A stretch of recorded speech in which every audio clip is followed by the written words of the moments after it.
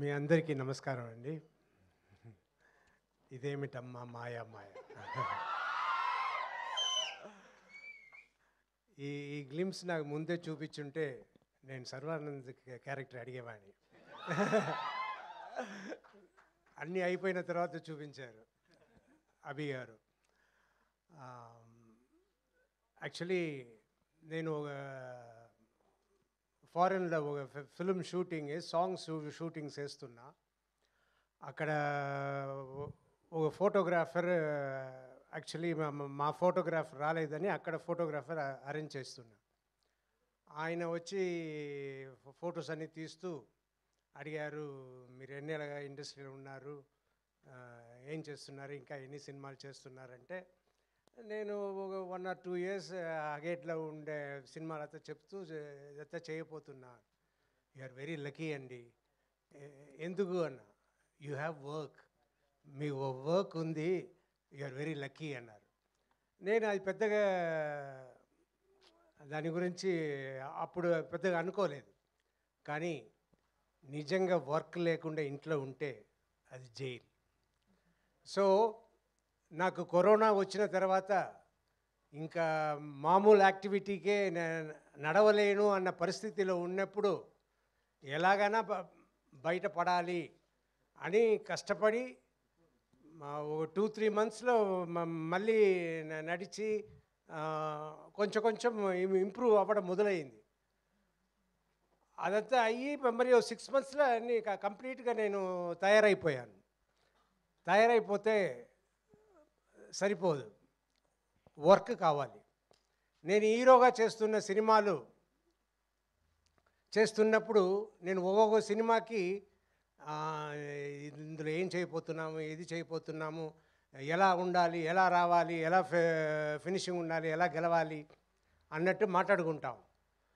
అదంతా మాట్లాడి ఇన్ని సినిమాలు నియర్లీ 100 ఫిలిమ్స్ వచ్చిన తర్వాత టయర్డ్ అయిపోయా. మళ్ళీ అలా చేయడానికి లేకుండా సరే మనం ఏం చేద్దాం, ఈ హీరోగా చేయడం మాత్రం కాదు, ఇంకా మిగిలిన రోల్స్, మిగిలిన క్యారెక్టర్స్ కూడా మంచిది వస్తే చేద్దాం అని అది అందరికీ తెలియవచ్చి ఎంతోమంది సినిమాలు చేయడానికి వచ్చారు. కానీ ఆ సినిమాలంతా నేను విన్నప్పుడు అయ్యో ఇది చేయకుండా ఉంటేనే బెటరు అన్నట్టు చాలా సినిమాలు నేను చేయలేదు. ఐ వాజ్ చాలా డిసప్పాయింటెడ్గా, ఏంట్రా మంచి సబ్జెక్ట్ రావట్లేదు, మంచి ఇది రావట్లేదు అని డిసప్పాయింటెడ్గా ఉన్న టైంలో అభి వచ్చారు. అభి వచ్చి నాకు ఈ ఫిల్మ్ స్టోరీ చెప్పారు. నాకు సర్వానంద్ గారు హీరోగా ఉన్నారు, ఇందులో నేను వెళ్ళి చేస్తే బాగుంటుందా, సరే ఇలాగే కదా మొదలు పెట్టాలి అని సబ్జెక్ట్ విని చాలా బాగుంది, మనకి సినిమా బాగా చేస్తే మంచి పేరు వస్తుంది అన్న దాంట్లో ఆ సినిమా చేస్తానని నేను ఒప్పుకున్నాను. కానీ నిజంగా ఆ ఫిలిం ఎంత బాగా వచ్చిందో all because of Abhilash Reddy గారు. ఎస్, ఆయన ప్రతి ఫ్రేమ్, ప్రతి షాట్, ప్రతి ఎలా యాక్ట్ చేయాలి అన్న ప్రతిదీ చెప్పి నన్ను చేయించుకున్నారు. నాకు ప్రతిరోజు షూటింగ్ అయిన తర్వాత, ఆ సీన్ అయిన తర్వాత పెద్ద సాటిస్ఫాక్షన్. ఆహా, ఇంత బాగా వస్తుంది అంటే మంచి వర్క్ తీసుకోవాలి. లేదంటే ఇప్పుడు ఇందులో యాటిట్యూడ్ చూపించండి అని అన్నప్పుడు నేను ఎప్పుడు మామూలుగా అందరితో నవ్వుతూ తిరుగుతున్నట్టు నేను ఉంటుంటే అది కాదు సార్, అక్కడ ఆ యాటిట్యూడ్ రావాలి, అది తెప్పించండి అని చెప్పి ప్రతి ఫ్రేమ్ నేను బాగా చేసేలా చేసిన అభి గారికి చాలా చాలా థ్యాంక్స్. అండ్ అదే ఈ సినిమా గెలుపు అవుతుంది. అండ్ ప్రొడ్యూసర్ అని చూస్తే వంశీ గారిని నేను ఇప్పుడే చూస్తున్నా.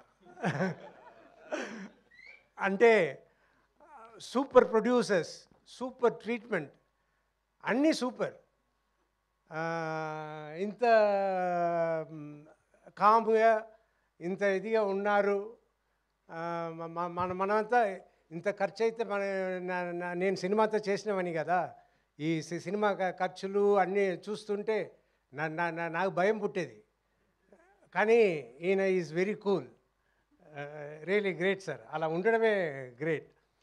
నాకు ఇవాళ ఈ ఫంక్షన్ ఉంది, మీరు వచ్చి అయినా మాట్లాడాలి అని అభి గారు చెప్తే నేను వచ్చి ఏం మాట్లాడేది, నాకు మామూలుగానే ఇరిటబుల్ బబుల్ సిండ్రోమ్ ఎప్పుడో సఫర్ అవుతున్నా.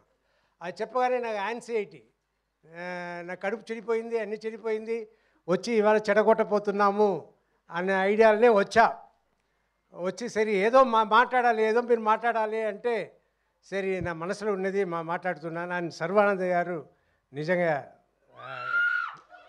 Very cooperative, very respectful. And ఆయన ఈ మాట చెప్పాలి, మొన్న షూటింగ్ జరుగుతున్నప్పుడు ఆయన కలిశాను. నేను రాజశేఖర్ గారు, నేను సినిమా ఫస్ట్ హాఫ్ డబ్బింగ్ చెప్పాను, చూశాను, మీరు సూపర్గా చేశారు, నాకు గూస్ బంప్స్తో వచ్చేసింది, అండ్ మీకు చాలా థ్యాంక్స్ ఈ సినిమా చేసిన దానికి అన్నారు. రియలీ నాకు పెద్ద అవార్డు వచ్చినట్టు నేను ఫీల్ అయ్యాను. That is my real award. So thanks for the award. అలా చెప్పడమే I was feeling very lucky. And ఈ సినిమా అభి చెప్పినట్టు మీరు చూడండి, it will be great. Thank you. Thank you sir, thank you so much. And one question sir, ఇది bikes racing ఇదంతా దీనికి సంబంధించింది కాబట్టి ఒకవేళ మీకు బైక్ ఇచ్చి జీవిత గారిని ఎక్కడికైనా తీసుకెళ్ళాలి అంటే, మరి ఇంత రేసింగ్ అలా కాదు సార్, స్లోగానే వెళ్ళొచ్చు, ప్రాబ్లం లేదు, ఎక్కడికి తీసుకెళ్దాం అనుకుంటున్నారు మీరు? Ladies hostel. Ladies hostel? ఆవిడ్ని తీసుకొని లేడీస్ హాస్టల్కి, ఆవిడ్ని హాస్టల్లో వేద్దాం అనుకుంటున్నారా సార్ ఈ వయసులో మీరు? ప్రశాంతంగా ఉందామనే కదా మీరు ఆవిడ హాస్టల్లో వేసి. సో